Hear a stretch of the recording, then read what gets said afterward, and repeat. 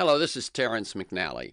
The recent Supreme Court rulings doing away with affirmative action and student loan forgiveness while allowing religious bigotry reinforce the harsh reality of minority rule in today's United States, which, while it challenges and handicaps the effectiveness of mass popular movements to achieve progressive change, it also makes them all the more critical. Here's my 2018 conversation with Leslie Crutchfield, Executive Director of Business for Impact at Georgetown University and former Managing Director at Ashoka, the global venture fund for social entrepreneurs, about her book, How Change Happens, Why Some Movements Succeed While Others Don't. Hello, I'm Terrence McNally, and welcome to Freeforum, a world that just might work. And I'm going to be speaking today with Leslie Crutchfield. She's Executive Director of the Global Social Enterprise Initiative at Georgetown University's McDonough School of Business. And we're going to talk about her new book, How Change Happens, Why Some Social Movements Succeed While Others Don't. And you can learn more at howchangehappens.com. That's howchangehappens, one word.com.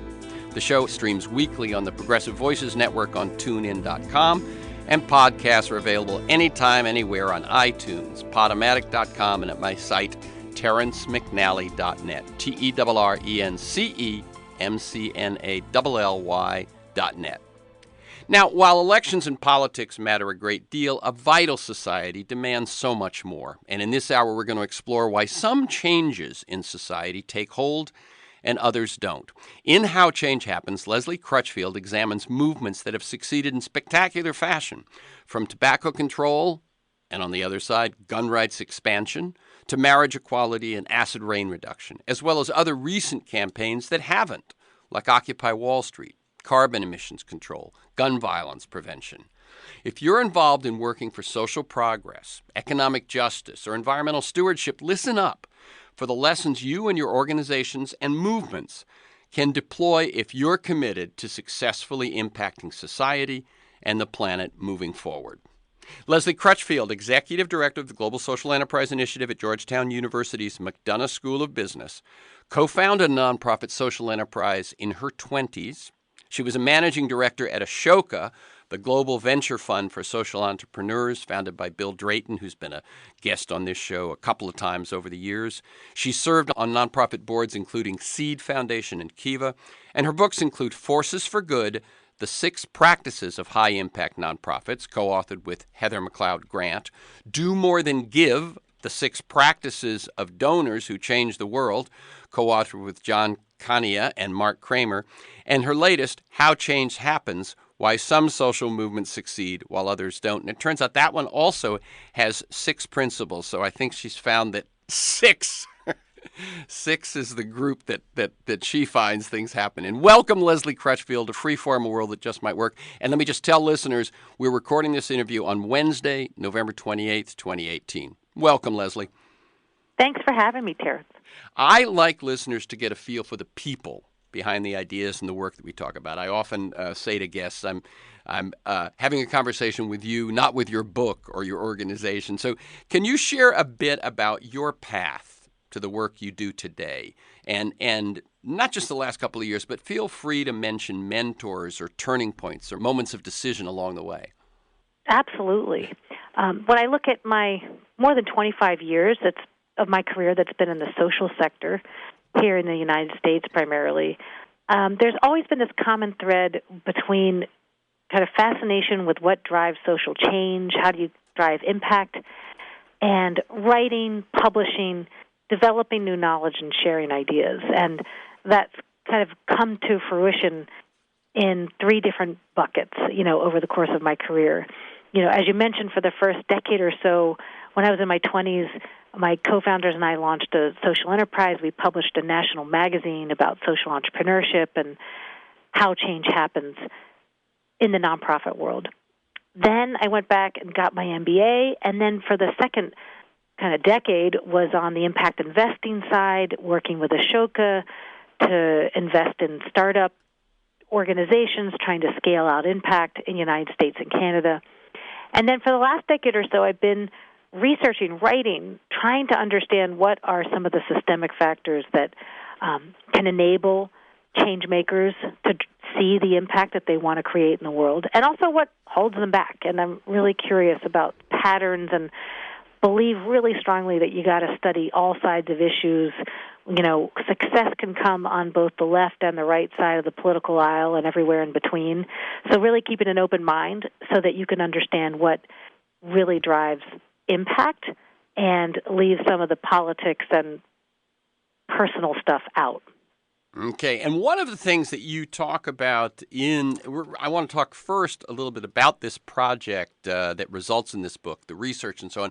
But first question about that is, you mentioned that a key perspective that you take in this is systems thinking and networks. And can you talk about why you took that approach and what that means? Well, in How Change Happens, my colleagues here at Georgetown University and I were really trying to understand why some movements succeed and others don't. So it was a comparative look, as you mentioned. Why has gun rights expansion, for instance, been so successful since the 1990s, and until very recently, gun violence prevention been relatively weak? How is it in the world of the environment were we able to virtually eliminate acid rain in North America, but now we're stuck on carbon cuts? And so forth. And, when we look at some of the studies that have been made of movements from the past, there's been probably hundreds of millions of pages written about civil rights movement, suffrage, even prohibition, the first wave of the environmental movement. And we really wanted to look at changes that have happened in our lifetimes, since the turn of the 21st century, because the socioeconomic, political climate is different, right? We looked at changes that have happened in the post-Tea Party era, and that has had a significant impact on how social and environmental progress happens or does not happen.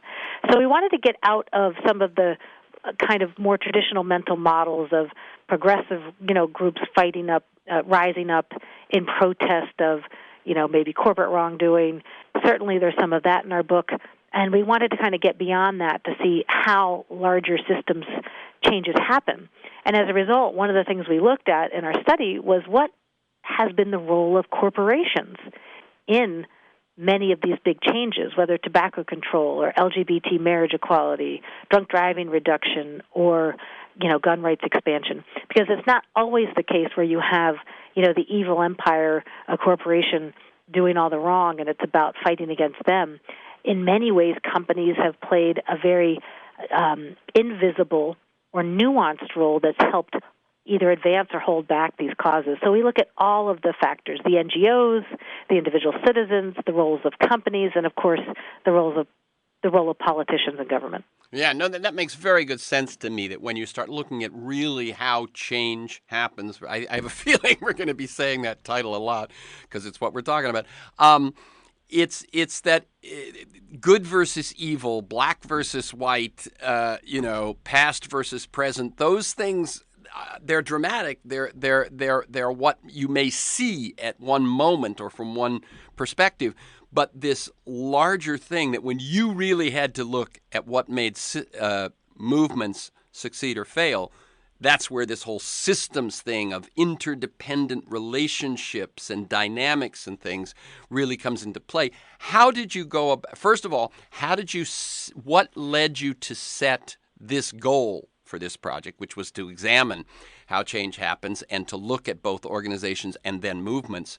And how did you do the research? And I know you credit, you were co-authored on both of your other books. This one, you're the sole author, but you do credit your research team as being sort of your co-author.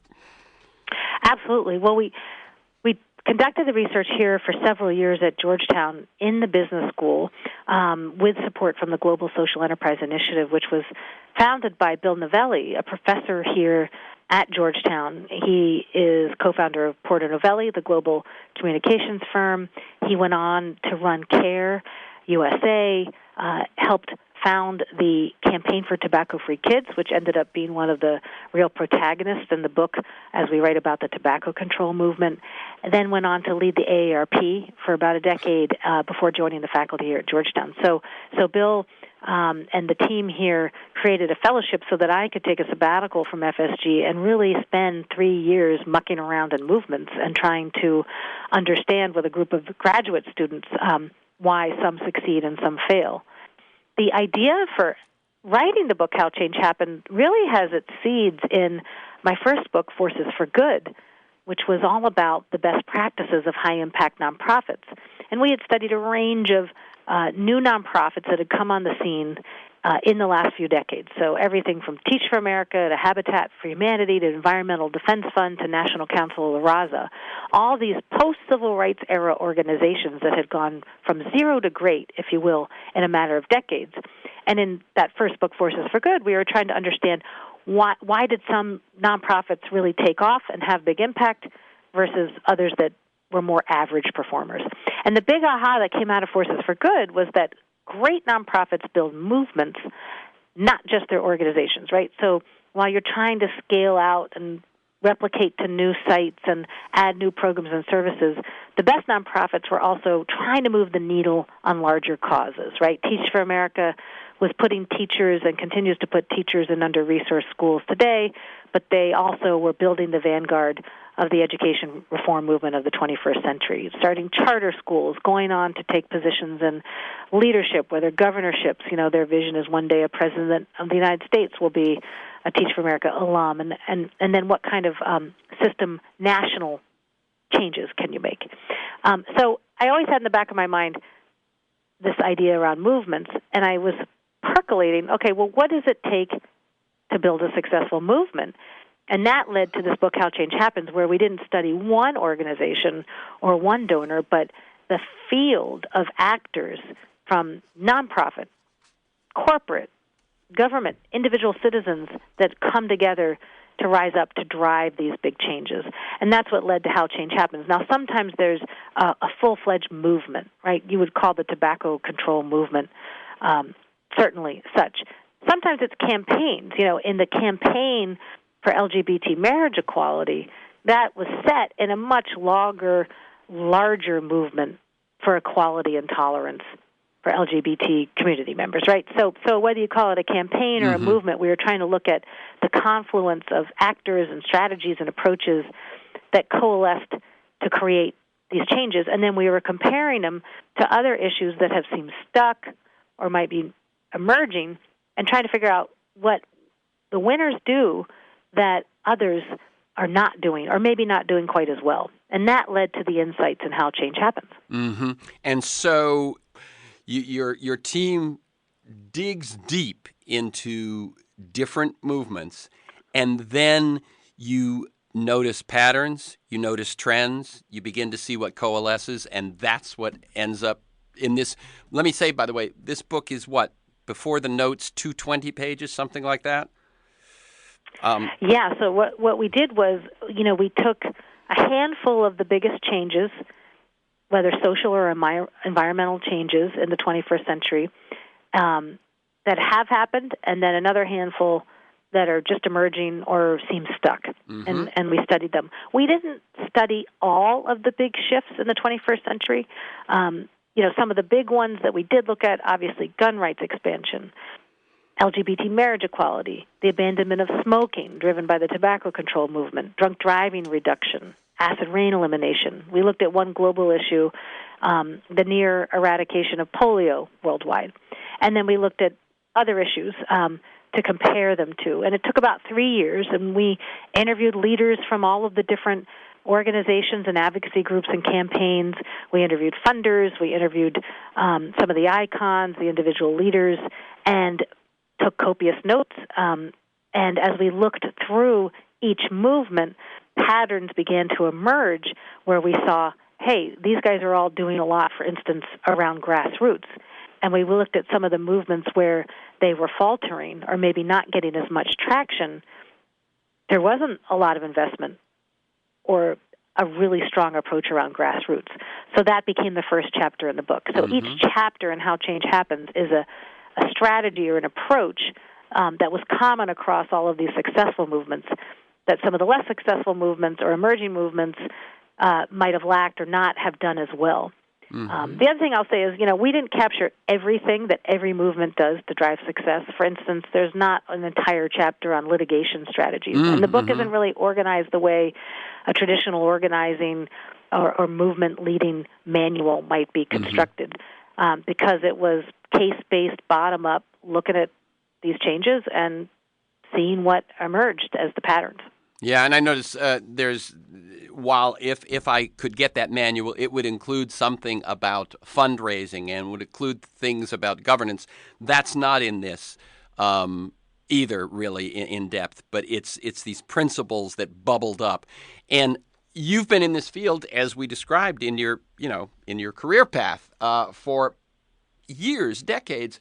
What most surprised you? Well, I'll tell you what's most surprised me since the book has come out and change makers are reading it and trying to apply these lessons to the causes that they're driving forward.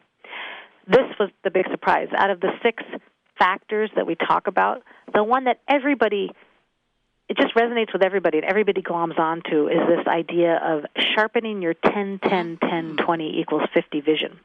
And that was kind of a sleeper. That rubric comes straight out of the playbook of the gay marriage equality movement. And the idea is that, we're not one monolithic country of 50 states. It's each state and region in the U.S. is unique. And if you're going to drive change, number one lesson is you've got to look state by state and push for state and local reform, policy, laws, regulations, as well as norm change, starting where each of the regions at the local level are at in this country. And, Texas is in a really different place from New York, which is in a really different place from Minnesota. So you've got to really take a 10-10-10-20 adds up to 50 view.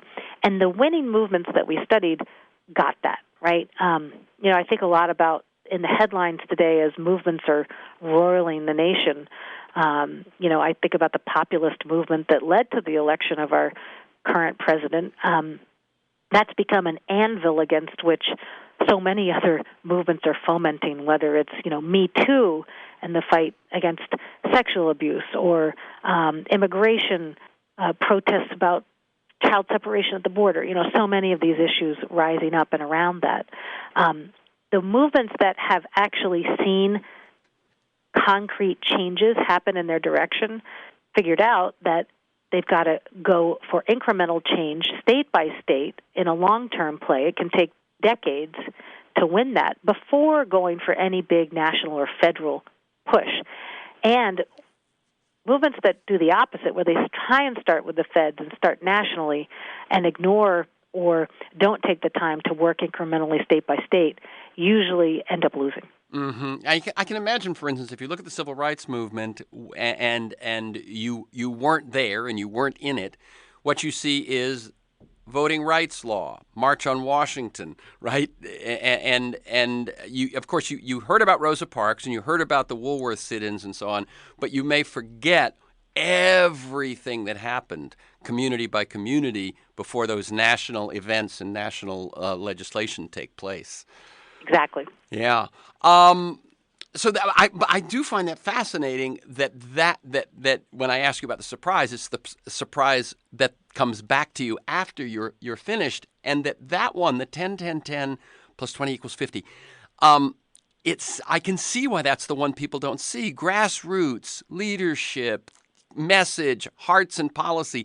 I think people go they thought they knew that, but that particular one that you have to set, that if you really want to achieve the big thing, set achievable goals. I can remember I was actually at the birth of an education nonprofit, and I remember one of the things we said is what we want is little victories, that you can build on little victories. Tell the story of where that 10-10-10 plus 20 = 50 came from, because it's actually very specific. It isn't just some professor's theory. It came out of a crisis in a movement. Absolutely. Well, it came out of the LGBT equality movement, and as leaders in the community were advocating for marriage, they had a state view in mind, but it really came to crystallize at a meeting in Jersey City, New Jersey in the early 2000s. And this was a time when the LGBT marriage equality movement was really on the ropes, right? We had DOMA. President Clinton had signed the Defense of Marriage Act, defining it as only between a man and a woman. You had 13 states with ballot referendums underway to ban gay marriage. The only place in the early 2000s where it was legal to marry was Massachusetts. But there was a vociferous backlash underway led by leaders of the Catholic Church, Mitt Romney, who was there at the time. So it was a really dour moment.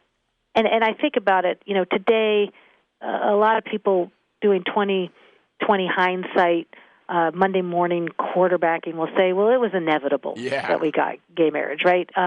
The Will and Grace effect.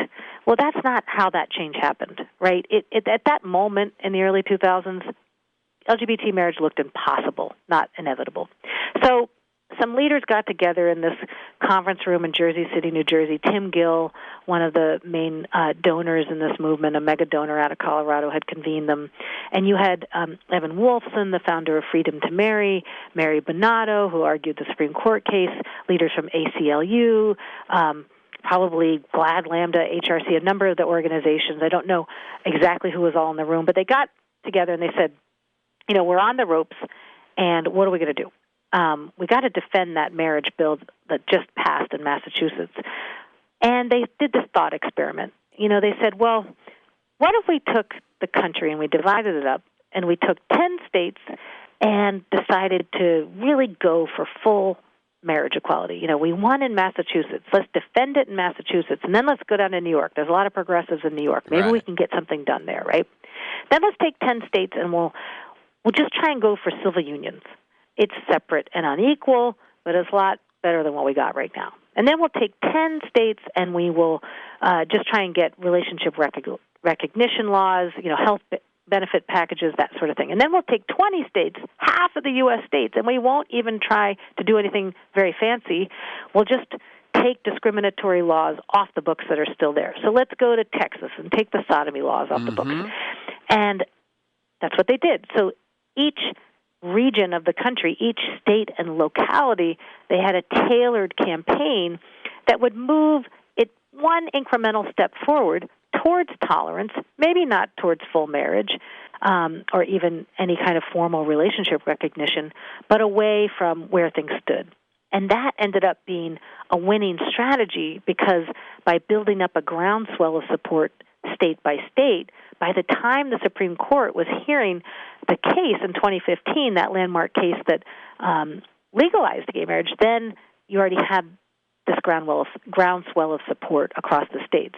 The other thing that 10-10-10-20 equals 50 exercise helped crystallize was, there was a lot of dissension in the movement. And every movement faces this, whether you've won or whether you're struggling. There's a lot of internecine warfare. We call it reckoning with your adversarial allies, right? And I think it's important. A lot of us get caught up. Let me just cut in. When I listened to an interview, and someone who was interviewing you said, and reckoning with your adversaries. And there's a subtle distinction. It isn't reckoning with your adversaries. It isn't taking on the gun industry that you're talking about with this principle. It's your adversarial allies. It's the problems you have on your side of the fence. Yes, this is one of the reasons why so many movements implode. So in LGBT marriage equality, there was a camp that wanted to go for full marriage, maybe a third. Mm-hmm. Then there was a third who didn't want anything to do with marriage. We don't want to get married in the traditional way. We don't want to be like straight people. Right. We're proud. We're queer, right? Exactly. And then there was the rest of the community that said, we don't really care about marriage. That might be a privileged gay person on the coast problem, but here in the heartland, we're getting bashed, we're getting beat up, we can't get jobs, we can't get houses, right? So we have much more fundamental problems than being allowed to get married, right? So there was all this strife and conflict in the movement. And so what that 10-10-10-20 equals 50 state vision enabled them to do was all right, if you just want to work on anti-discrimination campaigns, go for it. Go to the states where that's what you can get done. If you want to work on full marriage, go to New York. Go back to California, where they had allowed gay marriage. Then you guys in California banned it, and then finally reinstated it. And so it allowed different players in the movement to act in unison. And the great leaders that we write about in these movements, they really act more like conductors of an orchestra. So it's about getting all the different players to try and play in harmony, not all singing the same tune, not everybody's doing the exact same melody, but if you can play in harmony and work towards a shared common vision, move in a general direction that's positive, then you can get some real traction. Yeah, and one thing I love about the conductor image is that the conductor, he very likely does not play violin as well as the violinist, cello as well as the cellist, et cetera, that people have their individual skills. What a great leader does is, again, going back to that notion of systems, within that system of that organization or movement is lets everyone play to their strength.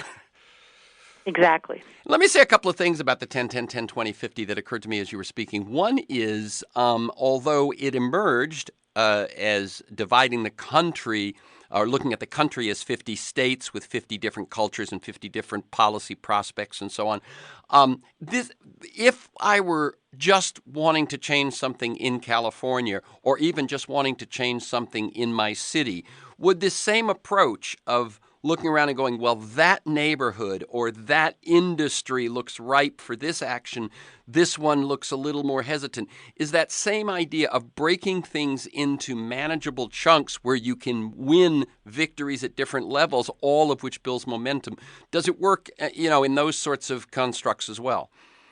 Absolutely. You can telescope it down to a state level or a community level. And you can telescope it up to a global level. Mm-hmm. When you look at polio eradication movement, we've eliminated polio in 99.9% of the places on Earth. And if you ask the average person why we've been able to make so much progress against that disease, you might say, well, Bill Gates pouring billions into that issue. But when you talk to people in global health, in these movements, to a one, they'll tell you, it's Rotary International, and it's worldwide network of 33,000 chapters with millions of members in every country on the face of the earth.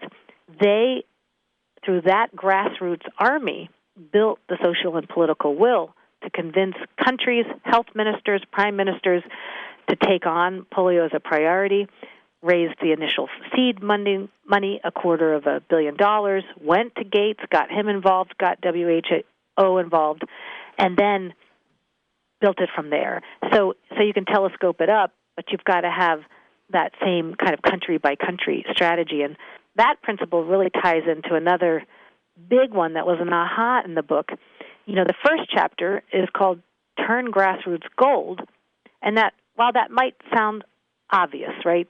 Of course, to have a movement, you've got to have grassroots. So that's why it was so surprising to us that winning movements had big, vociferous, voluminous grassroots efforts, and movements that didn't invest in that and didn't build that up lost. So it's 101, but movements continue to make the mistake to this day, to their peril. Well, one of the things that I think you the points you make is that, well, you make it actually in another one, but I would think it happens here too, is that if you think your resources are limited, and they probably are, time, people, money, and so on, sometimes you say, well, we've got to focus. And so you make the point when you're talking about hearts and policy, and we'll talk about that in a second. But I think the same thing with grassroots and, do I build a grassroots in my town, or do I go straight to Sacramento or straight to Washington? And some people may say, well, we don't have enough, we don't have the resources to do both. You're saying that's a mistake you can't afford to make if you want to succeed. Absolutely. So let me give you a very current example. This midterm election where we flipped the House, that was in many ways a referendum on health care for all in this country. There were a lot of other issues at play too. We know immigration, Trump, racism, all kinds of issues. When you look at how the health care for all movement was built, over the last several decades. It's not one we studied in our book because when we were doing our research, it was still very much in play. But, last summer, we had a Republican in the White House, both houses of Congress, Republican-led, could not repeal and replace Obamacare. Why? Because every time a congressional member went back to the home district, thousands of angry voters showed up and spoke up and said, please don't take away my affordable health care. I have pre-existing conditions. Right. I like universal health care, right? So they demanded it. But that didn't just come out of thin air. That was 2 decades of organizing. And more specifically, when you follow the money, one of the biggest donors to the health care rights movement was Atlantic Philanthropies. It used to be an anonymous donor, but the founder of Duty Free Empire, Atlantic Philanthropies put about $250 million. Most of that money went into state and local coalitions where they were advocating for whatever they could get for affordable care at the state level, right? So they had a very strong state and local presence. They had grassroots advocates that were organized and mobilized, and because they had been part of the policymaking process, they were very invested in defending it, right? Now, look at another law that did not pass during that same time frame under the Obama administration, Wax and Markey. Like if you care about climate, environmentalists are focused a lot on carbon cuts these days as one of the key areas. Wax and Markey, the cap-and-trade proposal to cut carbon emissions, failed. One of the reasons I think, based on my research, that it can explain that more than anything is that there wasn't as much of a focus on the grassroots. There weren't thousands of angry people at the local congressional district level demanding that their representatives stick and vote for this, right? They didn't have that outside push. They had a lot of money coming into the big green groups in Washington. They had a lot of buy-in from elected officials who paid lip service to the idea. But when it came down to it, they didn't have the grassroots energy to hold the elected officials accountable. So when you look at any of the big progressive causes coming up these days, whether it's climate and carbon or gun violence prevention, Me Too, whatever it is, you've got to be building up that vociferous grassroots bottom-up push to complement whatever conversations you're having in the elite halls on Capitol Hill. Well, I mean, it reminds me of the famous story that when Franklin Roosevelt was elected during the Depression, he had been in New York fairly much a moderate. Much of what happened in that first 100 days would not have been predicted from the Franklin Roosevelt we knew. After the election, a lot of the farmers and labor and so on came to confront him in the White House, and he said, "You have to make me do it." And that, if anything, is that to me has always been the thing. If you demand it, I can pull it off. Without that, we're not going to get there. Let me tell people that you're listening to Free Forum, World That Just Might Work. I'm Terrence McNally. I'm speaking with Leslie Crutchfield. She's the Executive Director of the Global Social Enterprise Initiative at Georgetown University's McDonough School of Business. And we're talking about the findings in her research project and book, How Change Happens, Why Some Social Movements Succeed While Others Don't. You can learn more at howchangehappens.com. And you can follow the Global Social Enterprise on Twitter at GSEI_Georgetown, at GSEI_Georgetown. Hello, this is Terrence McNally. You're listening to my 2018 conversation with Leslie Crutchfield, Executive Director of Business for Impact at Georgetown University and former Managing Director at Ashoka, the global venture fund for social entrepreneurs, about her book, How Change Happens, Why Some Movements Succeed While Others Do Not. One other thing in looking at how things, I've often looked at, I don't know necessarily at movements, but I was looking at how ideas sort of take hold and what even a single organization might want to do. And I thought if you can work people through 3 stages, if you can get their attention, if you can engage them, and then what I called if you can activate them. And what I meant by that is that find them wherever they are and move them a little deeper. They've just heard of you, get them to subscribe to your newsletter. They've done something online, get them to show up at an event. And if you can move people through that process, activating them a little more along the way, this is how you build it. Does that fit into what we're talking about? Absolutely. I mean, if you look at a number of the successful movements that we've studied, so much is about that offline, one-on-one action that you take. With drunk driving reduction, for instance, one of the reasons why Mothers Against Drunk Driving, or MADD, has been so successful since it was founded by Candy Lightner in the 80s is, one of the first things they did was start local MADD chapters and victims and survivors support groups, right? A parent, family member, lost a child, lost a niece or nephew. And what MADD did was draw the circle bigger to define victims of drunk driving crashes, not just as the person killed or injured, right, but the family and the communities, right? And the friends, And create support groups where, just show up. Go to one of these grief and loss support groups, providing the solace and the peer support that's needed in a time of crisis like that. In the long run, those support group members were bonded to each other, and as they worked through their loss, later became very strong advocates for changing drunk driving laws and pushing for social norm change.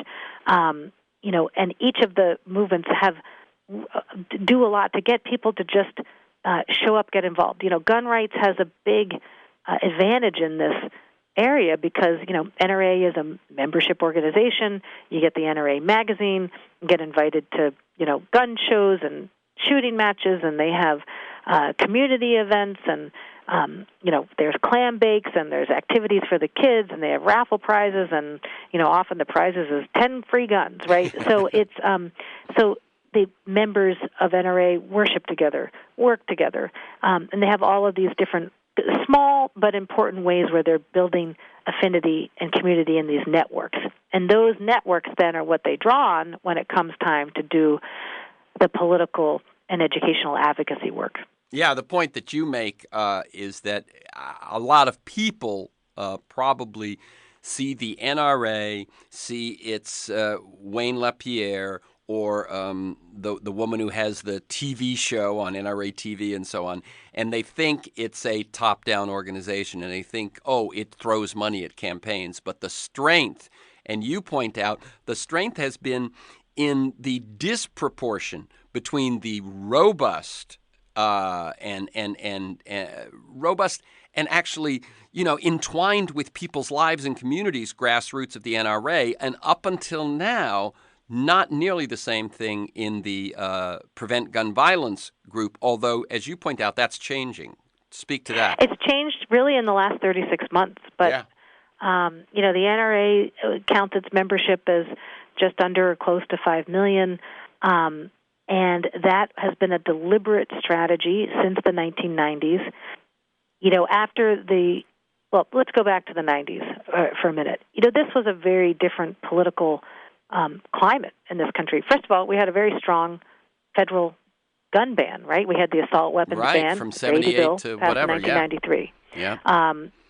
After that, NRA established a grassroots division, started to build up its grassroots, focused on membership, set up an 800 hotline so that, if anyone anywhere in the country felt their Second Amendment freedoms were going to be infringed, they could call, and, a team of people would show up at that town council meeting or at that state meeting, right? So they organized, were very deliberate and systematic, and when you interview leaders at the NRA today, they talk about their structure of their organization as an upside-down pyramid where 5 million members sit on top, and at the very bottom, the policy shop and their political victory fund, their PAC, are just the tip of the spear because they know they can throw as much money at an election as they want, but unless voters show up and hold politicians accountable for what they're looking for in terms of loosening up the gun laws, then they're not going to be successful. So they were and continue to be very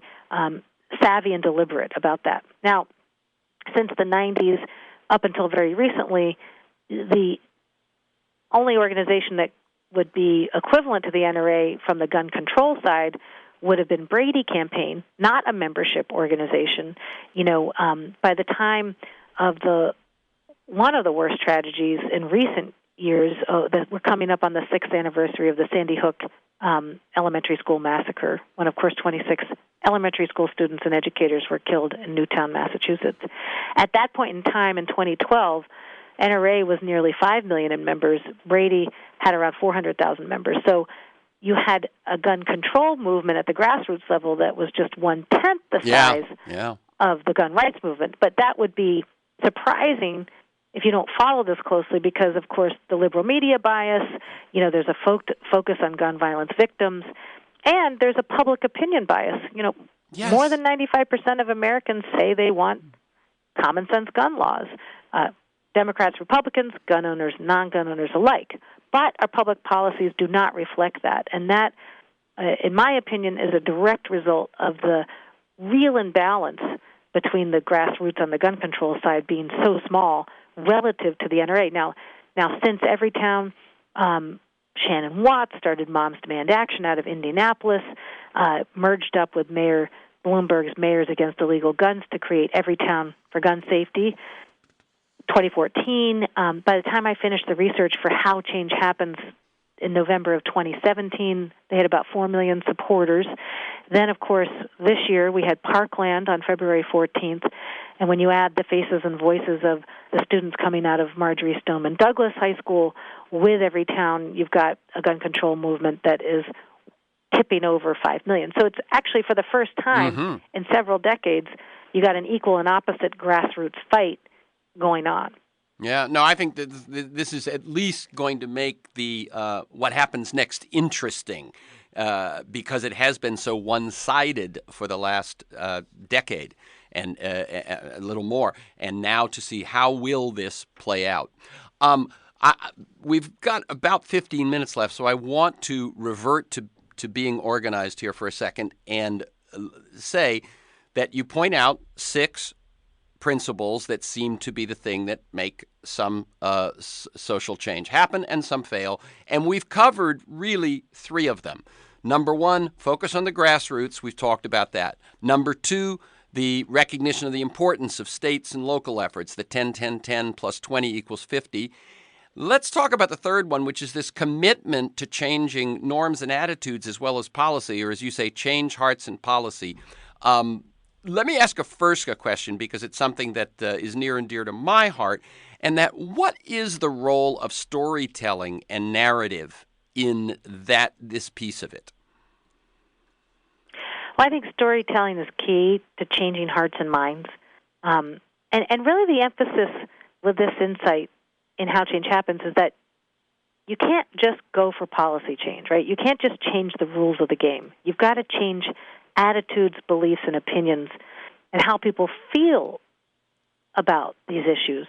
Because otherwise the rules won't stick, and you've got to win in the court of public opinion as much as in the state houses and the courthouses, right? So telling stories, and within those stories, you've got to find the right message. And by that, I mean winning movements find these universal sentiments, these emotional concepts that connect with people at their core. For tobacco, they really started to focus on truth, right? The first tobacco control campaigns and ads were targeted to Gen X, my generation. Mm-hmm. And the Gen X profile was we were slackers, we were rebellious, we were anti-authoritarian, we gave you grunge, you're welcome. And so how do you tap into convincing Gen Xers not to smoke, to make smoking not cool, right? Well, so they got into that rebellious mindset with these ads, and through the Truth Initiative, did the body bags campaigns, and you had these extreme videotaped events piling up body bags at the feet of Philip Morris headquarters, and they were gritty, right? And the message was, if you really want to rebel, if you really want to be cool, the guys in the suits at the tobacco companies are trying to hook you on these addictive cigarettes. So the cool thing to do, the rebellious thing to do, is not smoke, right? Right. So I mean, that I was always think effective. of that picture of when I think the 7 or 9 heads of tobacco companies appear at Congress, all white men, all in expensive suits, and they became the man that you, as you say, to be really cool, you stick it to them. You don't do what they want to sell you. Exactly. Those were the Waxman hearings, and that was in the public consciousness.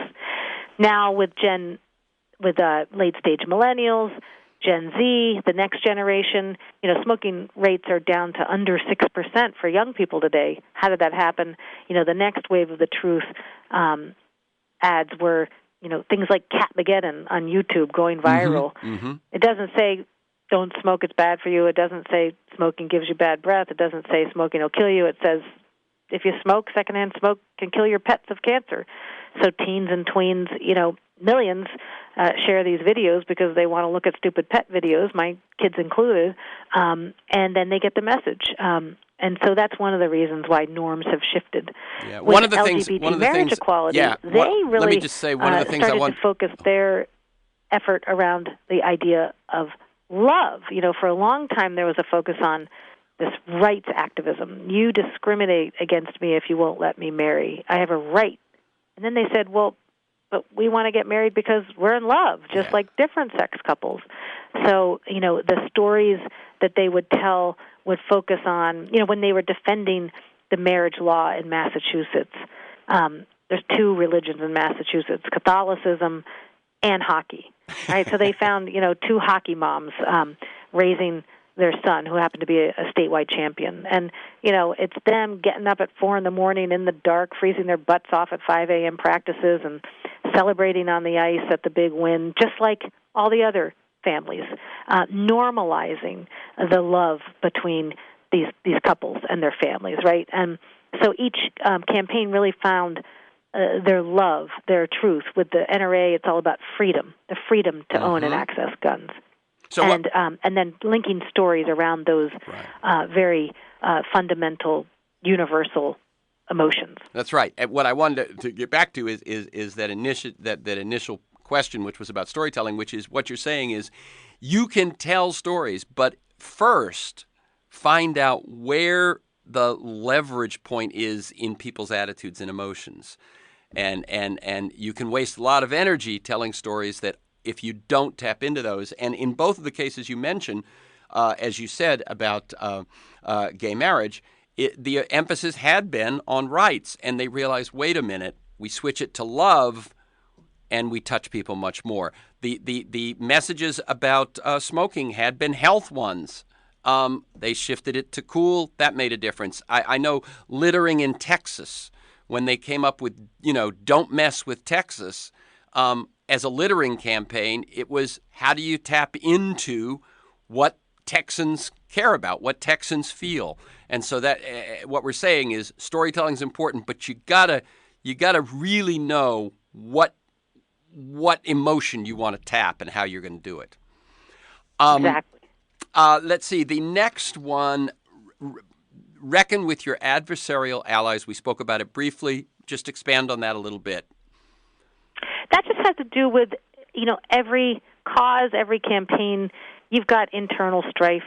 People have genuine policy disagreements. In tobacco control, there was a wing that wanted to try and negotiate and settle with tobacco, get marketing out of schools, away from young people, get rid of vending machines, but allow tobacco to continue to be sold, right? And then there was a wing that just thought tobacco needs to be put out of business. It should not have a license to operate, and everything in between. And then you had the non-smokers' rights groups, right? Each movement, even when they win, there's a lot of bumps in the road because of this. And I think the leaders that we interviewed talked about getting not 100% consensus, but enough of a consensus and a direction so that they could move forward together kind of with a majority. And that seemed to work. And you have, there's some really tactical lessons that come out of the book. When the LGBT marriage equality advocates were going for a law in New York to allow gay marriage, because groups previously kind of fought over things like donor lists and resources and media attention and all these things. They set up a simple MOU so that leading groups in New York like HRC, Freedom to Marry, Empire State Gay Pride Coalition said, okay, we're each going to put in our donor list. We're each going to put in X% of funding. We're going to do this campaign, New Yorkers United for Marriage. Nobody gets to call it their campaign. You don't brand it with any one nonprofit. It becomes this universal campaign. And here's what we're going to do with anything that's left over at the end, win or lose. And so they negotiated up front how to mete out all of those things that nonprofits tend to squabble over, so that then they could focus on the win. And that's, an applicable way many nonprofits can move forward. Yeah, I think on this one, the Reckon with Adversarial Allies is the one that I think people doesn't jump out at people. Another, like I said, with the 10, 10, 10, 20, 50, it doesn't jump out at people. But what you're saying, if you pretend it's not there, if you let it fester, or if you degenerate into that and lose your eyes from the prize, everything else you do probably will fail because of the wasted energy that happens in these adversaries. And so what you're saying is notice it, clarify it, deal with it, and then do all that other stuff. Yeah, and every movement has it. When a funder in the tobacco control movement said, "This is a movement that eats its own." Right, and that's one of the most successful. And one of the biggest success stories in the book. So no one's immune. Right. Okay, that kind of ties to the next practice, break from business as usual, yes. Where the role of business in this movement is really interesting. It's controversial. With tobacco, you could be purist against the tobacco industry and want to put it out of business, and that is not the tack that ended up being the winning approach. Right? It was, how do you chip away at tobacco industry power and reduce smoking rates, doing norm change, behavior change, that ended up winning the day. And we can talk about the different ways that we saw companies weighing in on these movements, if you'd like. Well, since I want to make sure we get to the leaderful part, because that, as you say, is the ultimate decider sort of what works and what doesn't, what succeeds and what doesn't, is how leadership functions. But let's just say just a little bit more about business. What you're saying is that there have been campaigns or movements, there have been situations where the business seemed to be the enemy. And there's been a change over the last few years. It has something to do with the internet. It has something to do with all sorts of things. But now you should look at where you can make business or some businesses your ally. And they have learned that being on the right side of social issues is good for business, and that there's this win-win double bottom line thing, which is worth tapping into. And what you're saying is it's a mistake to look at it the old way. Exactly. Yeah. So leaderful. You, as I think you say, you conclude that a movement is only as effective as its leaders. And so who are effective leaders? And we've got about 3.5 minutes. So some of the leaderful approaches that we saw in the book were exhibited by leaders like Evan Wolfson, the founder of Freedom to Marry, Matt Myers, Bill Novelli from the Campaign for Tobacco-Free Kids. What they do is push power and authority out to grassroots. Let the victims and survivors and the people with the lived experience of the issue lead, and kind of take a back seat and play that orchestra conductor role where you're trying to get everybody around you moving in the same direction, but you're not dictating from the top down. There's kind of a spectrum of leadership in movements. On the far left, you could have leaderless movements. They're completely chaotic. It's anarchy. Occupy Wall Street had a total flat egalitarian leadership structure. No one was in charge. Everybody had an equal vote. They had more than 21 different policy platforms they were campaigning for, and they got a lot of attention, and then it kind of fizzled. Now, certain messages stuck, right? The cry for the 99%. Yeah, and they changed the conversation. They changed the conversation, but they didn't achieve anything specific. It's kind of a good news, bad news in that one. Go ahead. Exactly. And then on the other extreme, you've got leader-led movements, which are top-down. You've got a big 800-pound gorilla organization trying to dictate and control the resources, and it suffocates what's happening at the grassroots local chapter affiliate level. So what you want to find the balance, leader full, between these two extremes, where you've got leadership coming from the grass tops, coming from the national perspective, but you're pushing power and authority and resources out to the grassroots. And again, letting those people with the lived experience of the issue, whatever it is, lead. Part of that is very hard to do because to be good at it, you've got to be kind of egoless, right? Mm-hmm. Organizers will tell you, the best coalition leaders lose themselves in the coalition, right? It's not about having your organization's brand or name get all the credit in the short term. It's about driving for these common wins. And, when you look back, everybody can take credit for the win. But if you try and dominate or hoard the resources, then you're going to suffocate the movements. And it's a very delicate leadership approach. You got to have a long game in view. You got to be able to kind of subsume your personal ego and your organizational identity to advance these larger causes. And and it's one of the reasons why most movements and issues don't move forward. Right, and I was going to say, it seems like it's a daily dance. It's not like you do it once and it works. I mean, you've got to constantly be, that dance between leading enough to keep in the direction and letting go. Now, one of the things you point out as an example of how this leaderful leadership is happening is that the students of Parkland, Florida, topped Fortune's 2018 list of the world's 50 greatest leaders, and the Me Too movement was in third place. Collective action being chosen by Fortune magazine as our greatest leaders.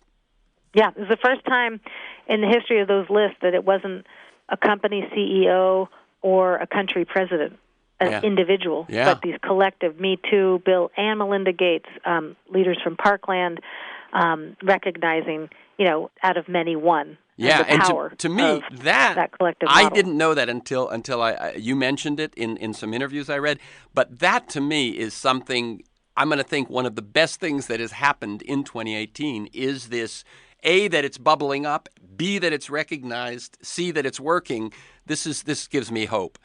We got to close it here. I did want to say that at one point in something I read, you said, what were the 3 conclusions you reached? And one was that change is possible, change is nonpartisan, and change is deliberate. The book is How Change Happens, Why Some Social Movements Succeed While Others Don't. And in addition to the stories, the analysis, the principles, there's some very specific, towards the end of the book, almost like a little handbook of if you're working on a movement and you face this challenge, try this. If you want to look how to apply this principle, apply this. So what I'm saying is, and the other thing I mentioned when I said it was 220 pages, the reason I mentioned that is I'm saying this is not a big academic tome, even though it comes out of, university research. This is a handbook kind of a book that is easy to read and then easy to use. So you can learn more at howchangehappens.com. The book I've just talked about, you can follow the Global Social Enterprise Initiative on Twitter at GSEI_Georgetown. For this conversation and many other interviews, articles, to join me in pursuit of a world that just might work, go to TerenceMcNally.net or aworldthatjustmightwork.com. They're the same website.